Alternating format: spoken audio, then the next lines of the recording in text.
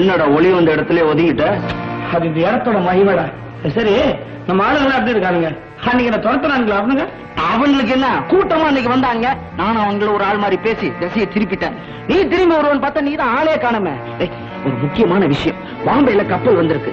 சரக்க கரையில சேர்க்கணும். அதுக்கு ஒரு நல்ல ஆள வேணும். நிறைய பணம் தரேன்னு சொன்னாங்க. அதான் ஒன்னு இங்க கூட்டிட்டு போலான்னு வந்தேன். வா புறப்படல வா. யாருப்பாது? டேய், இவர்தான் என்னுடைய ஃபாதர். அப்பா, நான் சொல்லல, என் ஃப்ரெண்ட் சாமியல் இவன் தான். ஓஹோ, என் பையன் உன்னை பத்தி நன்னாவே சொல்லியிருக்கான்பா.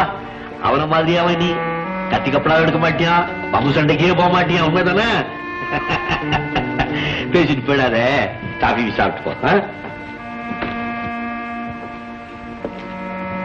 என்னடா உங்க அப்பா என் பயோடேட்டாவை தலைகீழ சொல்றாரு? சாமியல், நான் என்னுடைய இறந்த கால வாழ்க்கைக்கு முழுக்க போட்டேன்டா. இனிமே இங்க இவருடைய மகனா இருக்கத்தான் நான் ஆசைப்படுறேன். இவருக்கு மகனாவா? என்னடா சொல்ற நீ? ஆமாப்பா, அவரோட மகன் வரது போன வருஷம் பரீட்சைக்கு போனப்போ பீச் ரோட்ல ஜீப் மோதி ஸ்பாட்லயே செத்துட்டான். அந்த பாவியை ஜீப்பை நிறுத்தாம போயிட்டான். அவன் யாருன்னு இதுவரைக்கும் கண்டுபிடிக்க முடியல. ஆனா ஆனந்த் பாக்கிறதுக்கு வரது மாதிரியே இருக்கிறதுனால இவன் மூலமா இந்த குடும்பத்துக்கு ஏதோ கொஞ்சம் நிம்மதி கிடைச்சுக்கிட்டு இருக்கு. ஆனா நரசிம்மாச்சாரி அந்த பாவியை எப்படியாவது கண்டுபிடிச்சு பழி வாங்கணும்னு துடிச்சுக்கிட்டு இருக்கார். ஏன் சார், ஆக்சிடென்ட் பண்ண ஆளை யாரும் பார்க்கலையா? ஜீப் நம்பர் கூட தெரியல. நம்பர் பிளேட்டே கிடையாதுப்பா. கண் மூடி கண் திறக்கத்துக்குள்ள வண்டி பறந்துருச்சு. ஆனா பார்த்தவங்க எல்லாம் சொன்னது ஒரே ஒரு தடயம் தான். ஜீப்ல பக்கத்துல உட்கார்ந்து இருந்தவன் ஸ்கார்ஃப் கட்டிக்கிட்டு இருந்தாங்க. அது எப்படி சார் தடயம் சொல்ல முடியும்? ஸ்கார்ஃப் கட்டணும் பூரா கொலகாரனா? அப்படி இல்லப்பா, அந்த பர்டிகுலர் ஸ்கார்ஃப்ல நீல நிற சிலுவக்குறி இருந்துச்சான்.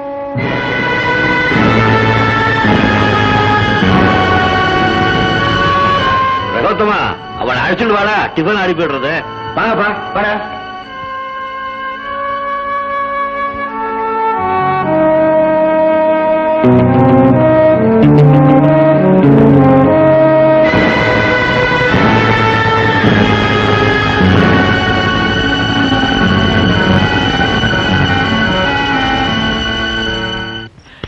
என்னடா சொல்ற?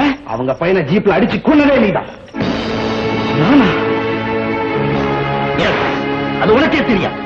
போன வருஷம் ஏப்ரல் மாதம் போலீஸ் நம்மள ஒரு ஸ்மக்லிங்ல சந்தேகப்பட்டு துரத்துறப்ப தப்பிச்சுக்கிட்டு பீச் ரோட்ல ஜீப்ல போனமே, அப்ப நீ போதையில இருந்த.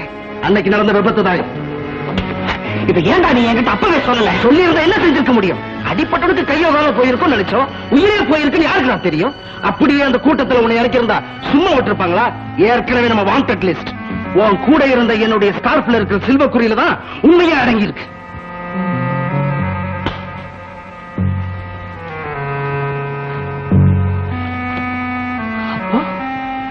எனக்கு அன்பு காட்டி அடைக்கலம் கொடுத்த அந்த நல்லவரோட மகனை கொன்னதே நான் தானா? அதான்டா எனக்கு ஆச்சரியமா இருக்கு. எவன் அவர் மகனை கொண்டானோ அவனே அவருக்கு மகன் வந்திருக்கியடா. அவர் இருக்கிற வெளியில நீதான் கொலகாரம் தெரிஞ்சதுன்னு அவனை சும்மா விட மாட்டார். அதுக்குள்ள நம்ம இங்கிருந்து போயிடலாம்.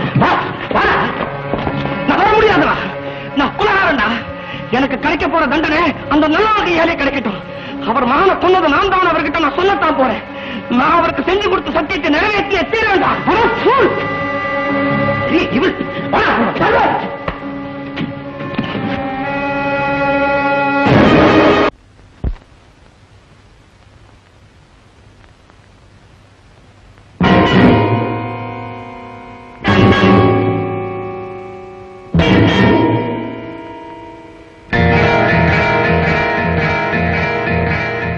ஆனந்த், அம்மா, என்னப்பா அப்படி பாக்குற?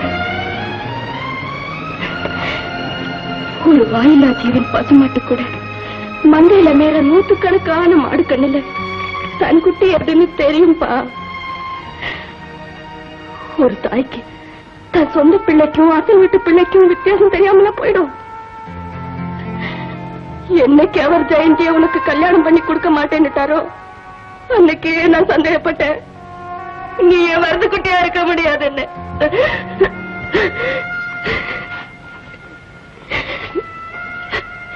எங்க ஆத்துக்காரர் நான் நல்லா இருக்கணும், திரும்பவும் நான் குழம்புக்கு வந்துடக்கூடாதுன்னு உன்னை என் பிள்ளையா நடிக்க வச்சு என்னையும் அதை நம்ப வைக்கிறதுக்காக போராடிட்டு இருக்காரு. அந்த தெய்வத்தை சாந்தப்படுத்த நானும் என் பங்குக்கு நடிக்க ஆரம்பிச்சேன்.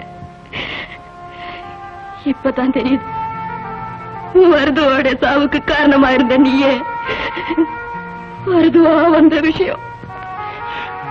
அன்னைக்கு குடி போதையில ஏதோ அவன் சாகணும்னு தலையில எழுதியிருக்கிறப்போ நீ இல்லன்னா எவனோ எப்படியோ கொண்டு இருக்க போறா.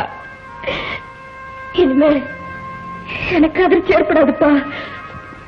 ஏன்பா என் புள்ள போனதோட இருக்கட்டும், என் புருஷனும் போயிட வேண்டாம்ப்பா. என்னமா சொல்றீங்க? அவருக்கு ரொம்ப பிடிவாத சுபாவம். நீ நல்லத்தனமா நடக்கிறனால அவர் சாந்தமா இருக்காருன்னு வெளிப்பார்வைக்கு தோணலாம்.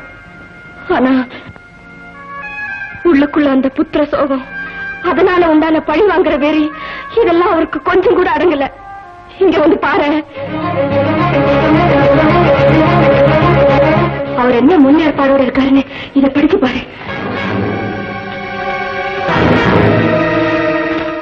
போலீஸ் கமிஷனருக்கு என் மகன் வரதக்குட்டியை கொண்டவரை தீர்த்து கட்டப் போகிறேன். என் செயலுக்கு நான் தான் காரணம், வேறு யாரும் அல்ல, நரசிம்மாச்சாரி. நீ போய் உண்மை சொன்னா என்ன நடக்கும்னு யோசிச்சு பாரு. ஏன்பா தயவு செய்து சொல்லிடாதப்பா.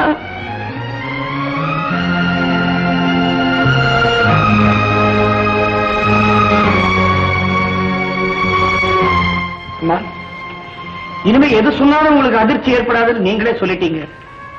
உங்களுக்காக சிகரெட் பிடிக்கிறத நான் நிறுத்திக்கிட்டேன், உங்களுக்கு பிடிக்கலன்னு குடிக்கிறதையும் நான் நிறுத்திக்கிட்டேன்.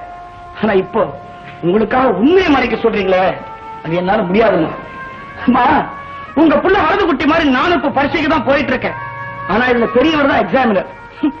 எக்ஸாமினர் ஸ்ட்ரிக்டா இருக்காருங்கிறதுக்காக பரீட்சை எழுதாம விட்டுற முடியுமா? இதுக்கெல்லாம் காரணம் நீங்க தான்மா.